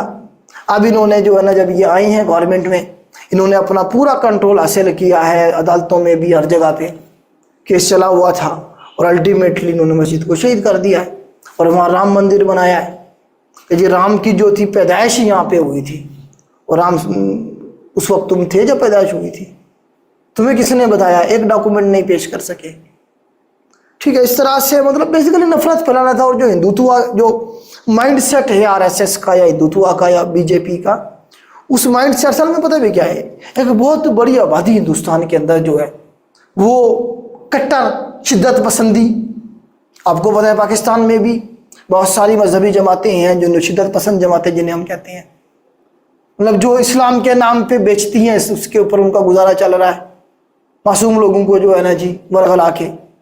इसी तरह से इंडिया के अंदर तो बहुत बड़ी तादाद की आबादी, इतनी बड़ी है ना, सबसे दुनिया का सबसे बड़ा मुल्क है आबादी के लिहाज से, इतनी बड़ी, मिसाल के तौर पे 1 अरब 40 करोड़ आबादी है, उसमें से तकरीबन अगर 40 करोड़ भी मॉडरेट किस्म के हिंदू हों या सेकुलर हिंदुस्तान जो देखना चाहते हैं वो मौजूद हों, तो 1 करोड़ तो शिद्दत पसंद मौजूद है, मेजॉरिटी तो उन्हीं की है।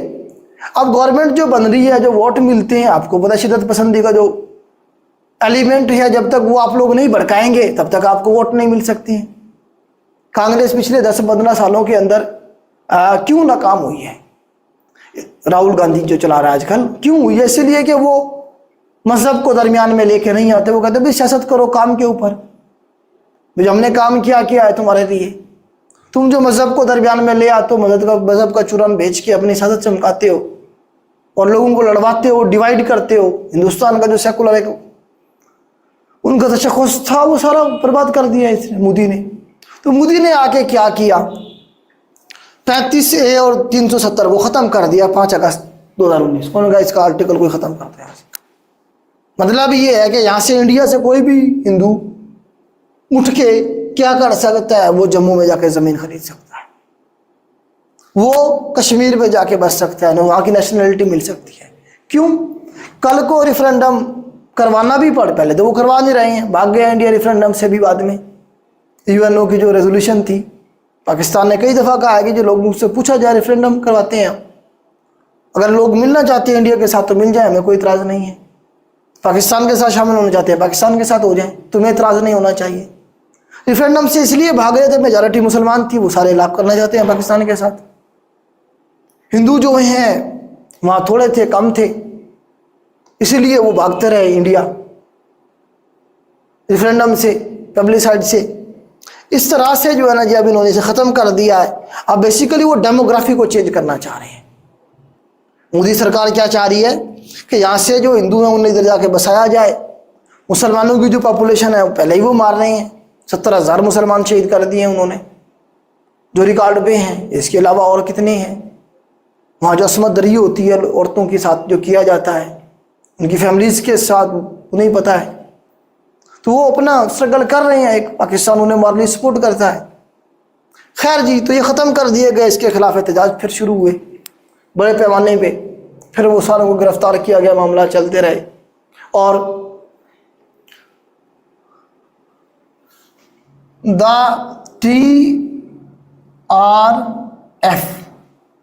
TRF 2019 में बनती है बेटा, कब बनती है? द रेजिस्टेंस फ्रंट इस ऑर्गेनाइजेशन का नाम है। 2019 में बनी, जब ये जो कश्मीर का स्पेशल स्टेटस था उसे ख़त्म किया गया, तब कश्मीरियों ने एक नॉन वायलेंट, मतलब कह लें कि एक पॉलिटिकल टाइप या सोशल जिस तरह से ऑर्गेनाइजेशन होती है, ये बनाई, जिसका नाम था द रेजिस्टेंस फ्रंट के नाम से। 2019 की बात है, इसके फ़ौरन बाद बनाई गई थी। अब ये बन गई, वो अपने एहतजाज रिकॉर्ड करवाते थे मुख्तलिफ तरीक़ों से गवर्नमेंट के ख़िलाफ़, कश्मीरी जो थे इसके फोरम से। अब वो दुनिया में भी उनकी मामला चल रहे थे, एक नाम उनका बनता जा रहा था रेजिस्टेंस के हवाले से। अब इंडिया इसे ख़त्म करना चाह रहा था, कश्मीर में मज़ीद क्रैकडाउन करना चाह रहा था और इसे ब्लैक लिस्ट करवाना चाह रहा था। तो अभी 22 मार्च की बात है, इसे मैं रेज करता हूँ। 22 मार्च मोदी सरकार, इंडिया के बजाय मोदी सरकार के अंदर ज़्यादा बेहतर है। 22 मार्च 2025 की बात है, मार्च कह रहा हूँ, अप्रैल, मार्च नहीं, पिछला महीना इसमें कौन सा था? अप्रैल का था। कौन सा महीना था बेटा? अप्रैल का महीना था ये, 22 अप्रैल 2025 की। वो क्या हुआ कि बहुत सारे जो कश्मीरी, मतलब हिंदुस्तान के जो बाशिंदे थे, वो गए हुए थे कश्मीर। आपको तो खूबसूरत जगह है घूमने के लिए, एक इलाका है पहलगाम का इलाका है ये, श्रीनगर से भी तकरीबन कुछ 70-80 किलोमीटर आगे है। ये खूबसूरत इलाका है, वहाँ कोई टूरिस्ट गए हुए थे। तो टूरिस्ट को ऊपर अटैक किया जाता है, और अटैक इस तरह से किया जाता है कि जी वहाँ पे एक प्रॉपर जो है डिस्क्रिमिनेशन एक ज़ाहिर की गई। कहा यह जाता है, ये पूछा गया जी आप हिंदू हैं मुसलमान हैं, एक जिस तरह शिद्दत पसंदी होती है प्रॉपर उछालना उसे, वो जो शिद्दत पसंद तबका था जिसके बेस के ऊपर मोदी गवर्नमेंट चला रहा है, उसे उकसाना था बेसिकली, एक जवाब बनाना मकसद था। इसीलिए तो ऑपरेशन भी वैसे ही ऑर्गेनाइज किया गया। वही ना तौर पे ये कहा जा रहा है कि रा ने ये ऑर्गेनाइज किया था, क्योंकि हमेशा से इंडिया यही करता आया है, अपने ही बंदे मार के पाकिस्तान पे इल्ज़ाम डाल देता है, और उसके बाद फिर क्या करता है, वहाँ भी ऑपरेशन शुरू कर दिया और पाकिस्तान को भी बदनाम कर दिया दुनिया में। 2016 में इन्होंने बुरहान वानी के साथ किया था, उसके बाद पहले इन्होंने सिखों के साथ किया। यहाँ पे 2019 में जब इन्होंने पाकिस्तान पे अटैक किया था, जब अपने अभिनंदन को पकड़ लिया था, त्यारा जब गिरा दिया था इनका, तब इन्होंने अपने ही एक जहाज़ था उसे हिट किया, मारा हेलीकॉप्टर को, और 7 जो फौजी थे अपने मार दिए। मीडिया पे पड़ा हुआ है, अभी आप जाके देखें, अपने ही फौजी मार दिए और ऐलान कर दे जो हमने पाकिस्तान का जो हेलीकॉप्टर गिरा दिया है, और 7 हमने पाकिस्तान के फौजी मार दिए। बाद में पता लगा अपने ही जहाज गिराया हुआ है, मतलब अपने ही बंदे मार के और इल्ज़ाम लगा दो पाकिस्तान के ऊपर। ये पड़ा हुआ है मीडिया पे, आप अभी जाके सर्च करें कि 2019 के अंदर इंडिया ने जो अपना जो था, जो हेलीकॉप्टर गिराया था, वो पड़ा हुआ है, सारा मीडिया पे भी चला था। मतलब कि इस तरह की हरकतें करके इल्ज़ाम पाकिस्तान पर लगा दिया, पाकिस्तान को। बेसिकली असल में सिंतास का मुआहदा आपको पता है, मोदी सरकार बड़े अरसे से कोशिश कर रही है कि इसे ख़त्म किया जाए। कई दफ़ा उन्होंने पाकिस्तान को लेटर लिखा हुआ था कि जी हमने क्या करना है, इसे ख़त्म करना है, जी हमारे साथ आप बातचीत करें।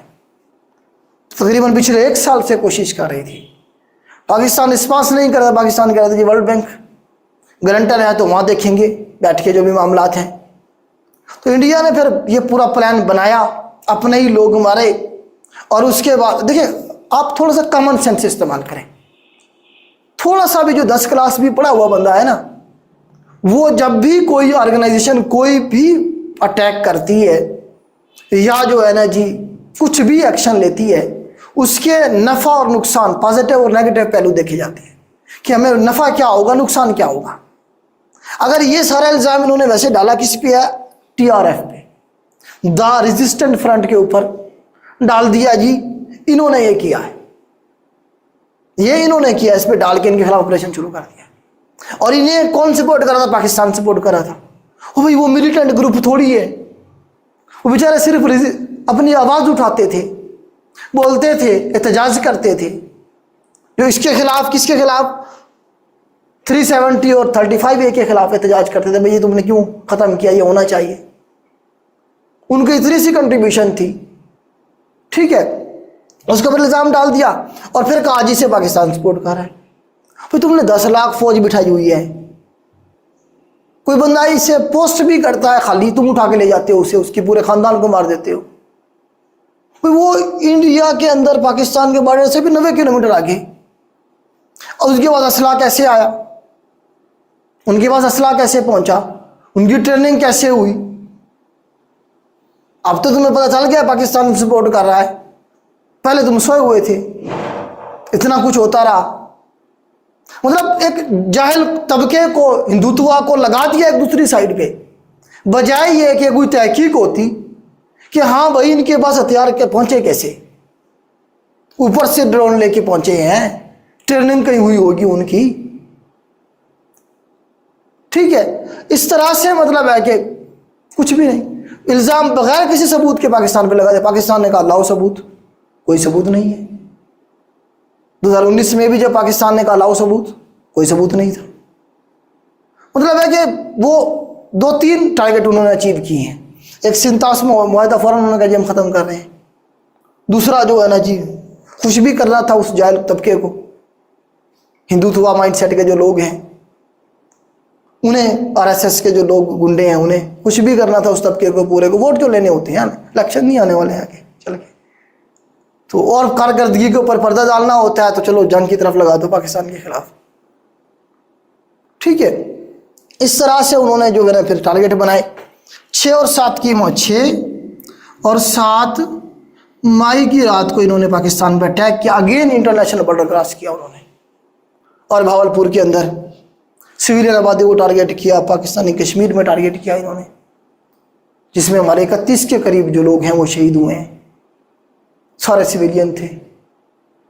पाकिस्तान ने जब ये आए थे अटैक करने के लिए, तभी इनके 5 के करीब जेट गिराए, इसमें से 3 राफेल तैयारे बताए जा रहे हैं, एक मिग है और एक सखोई है। इस तरह से उसी वक्त इन्हें अंदाज़ा भी नहीं था कि हमारे साथ ये होने वाला है। उसके बाद 10 मई को पाकिस्तान ने फिर उसका जवाब, क्योंकि हमारा इंटरनेशनल बॉर्डर की वायलेशन हुई है, इंटरनेशनल बॉर्डर को क्रॉस करने का मतलब ये है कि जंग मुसल्लत कर दी गई है, जंग डिक्लेयर कर दी गई है। पाकिस्तान ने 12 दफ़ा कहा, कई दफ़ा कहा कि यार लाओ सबूत, हम ज्वाइंट इन्वेस्टिगेशन करवाती हैं, अगर कहीं पे भी पाकिस्तान का 1% भी कोई एलिमेंट हुआ तो हम उसके जवाब देंगे। अब बगैर तहकीक के देखें, 3 बजे के करीब हमला हुआ, ये मारे गए। 26 के करीब जो टूरिस्ट थे उन्हें मारा गया पहलगाम में 22 अप्रैल को। 5 मिनट के बाद उन्होंने इल्ज़ाम लगा दिया पाकिस्तान के ऊपर। मतलब मीडिया जो थी, गोदी मीडिया, उसे पहले से तैयार करके बिठाया हुआ था कि जी आपने फ़ौरन शुरू कर देना है। अभी 5 मिनट में तो ऑर्डर भी नहीं जारी होते कि जी टीम पहुंचे और जाके उधर इन्वेस्टिगेशन करे, क्या हुआ है, किसने क्या है, जो लोग मारे गए हैं उनकी बॉडी निकाली जाए, उनकी लाशों को जो है ना जी निकाला जाए। 5 मिनट में तुम्हें पता चल गया पाकिस्तान ने इल्ज़ाम किया है। पहले वो कई दिनों से घूमते फिर रहे होंगे, तब नहीं तुम्हें पता चला था कि इन्हें कौन, इनके पास असला कहाँ से आ रहा है। तो पूरा प्री प्लान था, मैं इस पर कन्विंस्ड हूँ, अपने तौर पे मैं ये कह रहा हूँ। पहले भी ऐसे प्लान करती आई है, अब भी उन्हीं का ये प्लान था। अब लोगों को इस बात से की तवज्जो हटाने के लिए कि इसकी इन्वेस्टिगेशन हो, ये किसका नाकामी थी, इंटेलिजेंस की नाकामी थी, ये राने किया, ये किसने किया, तो एक नया माज खोल दिया जी हम हमला कर रहे हैं, पूरी जाहिल आवाम को उधर लगा दिया जंग के ऊपर। तो पाकिस्तान ने रिटेलिएट किया, 10 मई को जवाब दिया और उनके तकरीबन कोई 12 के करीब जो मिलिट्री एसेट्स थे, जहाँ पे S-400 भी उनके पड़े हुए थे, वो भी जो है ना उनके डिस्ट्रॉय किए हमने। फिर हमने भी वैसे ही जवाब दिया। अब ट्रंप अंकल आ चुके हैं मैदान में, तो उन्होंने कहा जी बस दोनों की बराबरी हो गई है, तो अब आप सुलह कर लें, सीज फायर कर लें। तो आज की डेट में सुन रहे हैं ये कोई सीज फायर का, वैसे कल की खबरें आ गई थी, तो आज की डेट में कोई ना कोई चीज़ फाइनल हो जाएगी इंशाल्लाह, या कल 1-2 दिन में हो जाएगी। तो ये सारा करंट सिनेरियो है आपका कश्मीर के हवाले से। अब थोड़ा सा मैं आपको बता दूं, वर्किंग बाउंड्री, LOC और आपका इंटरनेशनल बॉर्डर जो है उसमें क्या डिफरेंस है। मुझे ये अरेज करना पड़ेगा बेटा, सारा ये मुझे सारा अरेज करना पड़ेगा। मैं क्यों कह रहा हूँ कि इंटरनेशनल बॉर्डर को क्रॉस किया है, तो इसका मतलब है जंग। क्यों, वाई, ये सारा जो है ना मैंने इसके ऊपर लिख दिया हुआ है।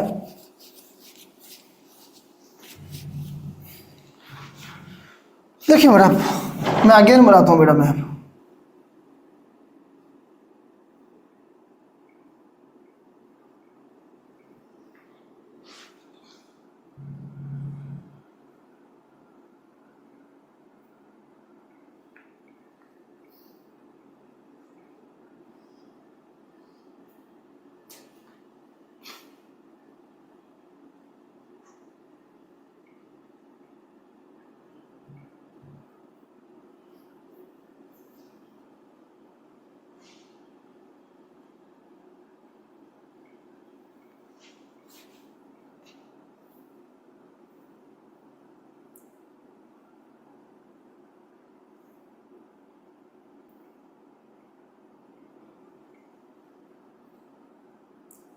अगेन बना ले बेटा मैप थोड़ा सा, ताकि आपको ये क्लियर हो जाए।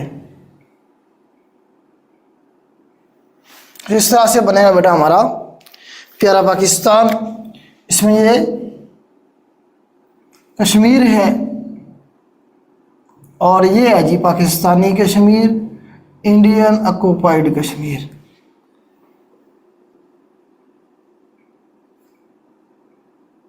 लद्दाख, जम्मू, ये अमृतसर, ये दिल्ली, ये गुजरात, ये हमारा लाहौर, ये सियालकोट, ये हमारा बन जाएगा सिंध का इलाका सारा, और ये हमारा कसूर का इलाका। इंडिया के साथ जो हमारे बॉर्डर में बेटा वो 3 है। नंबर 1 है जी हमारे पास रेड क्लिफ लाइन, ये वाली है। ये यहाँ से नारोवाल से शुरू होगी, कहाँ से, नारोवाल से शुरू होगी, और ये यहाँ तक नीचे तक चले जाएंगे सिंध तक। रेड क्लिफ लाइन जिसे सर साइरल रेड क्लिफ ने खींचा था, कब, 17 अगस्त 1947 को। इधर इंडियन पंजाब है, इंडिया का नीचे राजस्थान है, नीचे गुजरात है। आपने सुना होगा कि हमने जी राजस्थान में भी अटैक किए, हमने गुजरात में भी अटैक किए, और हमने यहाँ पंजाब के अंदर जो इलाके हैं इनके फिरोजपुर के और ऊपर जाके उन पे भी अटैक किए सारे। ठीक है, तो हमारा जो इंडिया के साथ बॉर्डर है वो ये है, इंटरनेशनल बॉर्डर है, या एक ही बॉर्डर कह लें हमारा इंडिया के साथ है, और वो कौन सा, ये वाला है, जिसे हम रेड क्लिफ लाइन भी कहेंगे। सर सेलर रेड क्लिफ ने ये खींची थी। इसके इस बॉर्डर को दोनों मुल्कों ने तस्लीम किया हुआ है, इंडिया ने भी, पाकिस्तान ने भी। पाकिस्तान मानता है कि जो अमृतसर है वो इंडिया का है, दिल्ली इंडिया का है, मतलब ये इंडिया की टेरिटरी है, इसके ऊपर कोई डिस्प्यूट नहीं है। मतलब क्या है, नॉन डिस्प्यूटेड एरिया है। इसी तरह से इंडिया भी मानता है कि ये जो सियालकोट है, लाहौर है, कसूर है, सिंध है, ये पाकिस्तान का हिस्सा है, इसके ऊपर भी कोई डिस्प्यूट नहीं है, मतलब नॉन डिस्प्यूटेड एरिया है। दोनों मुल्कों ने सिग्नेचर किए हुए हैं। तो ये इंटरनेशनल बॉर्डर है। इंटरनेशनल बॉर्डर वो बॉर्डर होता है जिसके दोनों तरफ क्या हो, नॉन डिस्प्यूटेड एरिया हो, गैर मुतनाज़ा इलाका हो ही ना, जिसे दोनों मानते हों। बात समझ आ गई आपको? ये हमारा इंटरनेशनल बॉर्डर है, बस 2100 किलोमीटर के करीब इसकी लेंथ है। ठीक हो गया। अब इसकी वायलेशन का मतलब ये है जंग। जब भी इसे पाकिस्तान वायलेट करके उधर जाएगा या इंडिया पाकिस्तान के ऊपर आएगा, इसका मतलब ये है कि आप उसकी सालमियत को चैलेंज कर रहे हैं। आप इंटरनेशनल बॉर्डर क्रॉस करके उस पर हमला कर रहे हैं या वो हमारे पर हमला कर रहे हैं, आप जंग मुसल्लत कर रहे हैं। बदले में दूसरा मुल्क जवाब दे सकता है, हमला कर सकता है। यूएनओ के टोटल 111 आर्टिकल है, उसका जो आर्टिकल 51 है वो ये है कि अगर कोई भी मुल्क किसी का इंटरनेशनल बॉर्डर क्रॉस करके उस पर हमला करता है, इस तरह इंडिया ने पाकिस्तान पे किया, तो वो मुल्क जिस पे हमला होगा वो जवाब दे सकता है, अपनी मर्जी से वापस हमला कर सकता है। ये आर्टिकल 51 के अंदर बताया गया है। या फिर जंग तस्वर होगी या फिर यूएनओ में जाके उसके खिलाफ कोई जुर्माना लगाया जा सकता है, कुछ ना कुछ होगा। इंटरनेशनल कम्युनिटी पूछेगी भाई आपकी जरूरत कैसे हुई है, आप इंटरनेशनल बॉर्डर क्रॉस करके गए और मुल्क के ऊपर आपने जंग मुसल्लत कर दी है। ये इंटरनेशनल बॉर्डर का मतलब होता है। ठीक है, आप कभी नहीं सुनेंगे कि जी वायलेशन हो गई पाकिस्तान की, इंडिया ने जी हमला कर दिया है जी लाहौर पे, कसूर पे, सिवाय जंग के दिनों में। अगर हमला कर दिया इसका मतलब जंग डिक्लेयर हो गई है। उसके अलावा आपने कभी नहीं सुना होगा न्यूज़ में, ना इंडियन ने अपना पाकिस्तान ने जी के इंटरनेशनल बॉर्डर या रेड क्लिफ लाइन क्रॉस करके जी किसी मुल्क ने हमला कर दिया, सिवाय जंग के दिनों में। जिस तरह अभी जंग लगी हुई थी, अब तो क्रॉस हुआ है, इंडिया ने क्रॉस किया, हमारे पर जंग मुसल्लत कर दी, हमारे पास लड़ने के अलावा ऑप्शन कोई नहीं था। ठीक है, इसी तरह से हमारे पास ये एलओसी है। ये सीज फायर लाइन थी पहले 1949 में सीज फायर लाइन थी ये।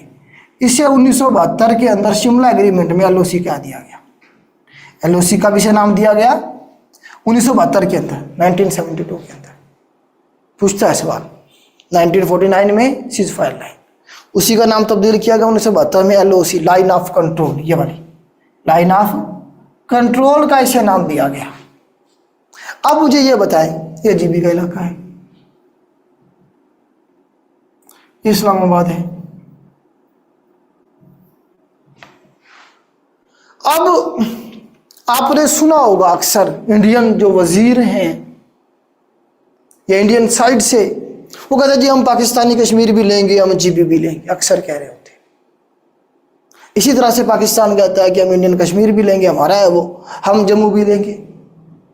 जब इंडिया इस बॉर्डर को क्रॉस करके आगे वाले जो मुल्क हैं उन्हें डिस्प्यूट बना रहा है, भाई ये डिस्प्यूटेड एरिया हैं, हम ये लेंगे, वैसे ही पाकिस्तान जो है इन इलाकों पर क्लेम करता है कि जी ये पाकिस्तान की शहरग है, हम लेंगे, तो इसका मतलब क्या हुआ? इसका मतलब ये हुआ कि इस बॉर्डर को हम भी नहीं मानते, हम इस बॉर्डर की जो है उसे हम नहीं मानते, इंडिया भी नहीं मानता, उस बॉर्डर को क्रॉस करके वो क्लेम करता है, हम भी वो क्रॉस करके क्लेम करते हैं। जब हम दोनों ही नहीं मान रहे तो दुनिया क्यों मानेगी भाई? दुनिया क्यों मानेगी इस बॉर्डर से, इंटरनेशनल बॉर्डर? मतलब ये है कि एलओसी के इधर भी डिस्प्यूटेड एरिया मुतनाज़ा इलाका, इधर भी डिस्प्यूटेड एरिया मुतनाज़ा इलाका। एलओसी के दोनों तरफ इधर भी मुतनाज़ा इलाका, इधर भी मुतनाज़ा इलाका, डिस्प्यूटेड एरिया। जबकि इंटरनेशनल बॉर्डर के दोनों तरफ गैर मुतनाज़ा इलाका, दोनों रिस्पेक्ट करते हैं। यहाँ एलओसी पे अक्सर वायलेशन हो रही होती है, अक्सर इंडिया वायलेशन कर रहा होता है, हमारी तरफ से भी जवाब दिया जाता है। तो एलओसी के ऊपर जो है बॉर्डर क्रॉस करने का मतलब जंग नहीं है, क्यों? वो डिस्प्यूटेड एरिया हैं दोनों के। बात समझ आ रही है आपको? इसी तरह से वर्किंग बाउंड्री को देख लेते हैं। ये वाला जहाँ पे एलओसी खत्म हुई वहां से लेके ये यहाँ तक, जहाँ पे रेड क्लिफ लाइन है शुरू हो रही है, ये जो इलाका है सारे का सारा, ये वाला, ये वर्किंग बाउंड्री है। सारे का सारा क्या है हमारे पास? वर्किंग बाउंड्री है हमारे पास। वर्किंग बाउंड्री एलओसी जहाँ खत्म हो रही है वहां से लेके जहाँ रेड क्लिफ लाइन शुरू हो रही है वहां तक, ये वर्किंग बाउंड्री है। वर्किंग बाउंड्री के नीचे सियालकोट है, नॉन डिस्प्यूटेड एरिया, कोई मुतनाज़ा इलाका नहीं है। इंडिया तस्लीम करता है जी कि सियालकोट पाकिस्तान का है। ऊपर क्या है? जम्मू का इलाका है, इंडियन कश्मीर है, जिसपे हम क्लेम करते हैं भी हमारा है, मतलब डिस्प्यूटेड एरिया। तो वर्किंग बाउंड्री की एक तरफ मुतनाज़ा इलाका डिस्प्यूटेड एरिया, दूसरी तरफ गैर मुतनाज़ा इलाका। तो ये इस बॉर्डर्स के हवाले से थोड़ा सा बताना ज़रूरी था आपको।